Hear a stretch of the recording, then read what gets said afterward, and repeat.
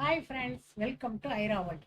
இன்னைக்கு நம்ம மாடி தோட்டத்தில் நம்ம அரைநெல்லிக்காய் மரத்தை பற்றி நம்ம பார்க்க போகிறோம். பார்த்தீங்களா, இதுதான் அரைநெல்லிக்காய் மரம்.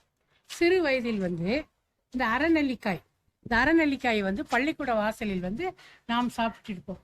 மிகுந்த ஒரு சந்தோஷமான காலம் அது. இந்த அரைநெல்லிக்காயில் மிக சிறந்த மருத்துவ குணங்கள்லாம் இருக்குது. இந்த மருத்துவ குணங்களை பற்றி நான் உங்களுக்கு விளக்க போகிறேன். இந்த அரைநெல்லிக்காய் விட்டமின் சி உள்ளது, பொட்டாசியம், ஃபைபர், எல்லா இரும்பு சத்துக்களும் நிறைந்த ஒரு சிறந்த மருந்து. இந்த அரைநெல்லிக்காய் உடம்பில் உள்ள நச்சுக்கழிவுகளை எல்லாம் வெளியேற்றுவதில் மிகச்சிறந்த பங்கு வகிக்கிறது. கேன்சர் நோயாளிகளுக்கு கூட இதை கொடுக்கிறார்கள். அது மட்டுமல்லாமல் புளிப்பு, துவர்ப்பு, இனிப்பு 3 சுவைகளும் கலந்தது இந்த அரைநெல்லிக்காய். சமையலிலும் அரைநெல்லிக்காயை பயன்படுத்தி துவையல், ஊறுகாய் போன்ற எல்லாம் தயாரிக்கிறார்கள். இப்படி மிகச்சிறந்த மருத்துவ குணம் கொண்ட இந்த அரைநெல்லிக்காய் நமது மாடி தோட்டத்தில் வளர்ப்பது மிக எளிது.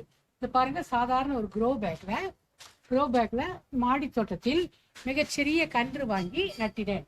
இன்று என்னை விட உயர்ந்த நிலையில் இந்த மரநெல்லிக்காய் வளர்ந்திருக்கிறது. இந்த அரைநெல்லிக்காய் மரத்தை கிளைகளை நாம் வெட்டிவிட்டால்தான் மிக அதிகமான கிளைகள் உருவாகி ஏராளமான அரைநெல்லிக்காய்கள் தோன்றும். இந்த அரைநெல்லிக்காய் அறுவடையை மிகுதியாக பெற வேண்டும் என்றால் நாம் இதை கிளைகளை ஒடித்து அதை விரிவுபடுத்தி நிறைய அறுவடைகளை பெறலாம்.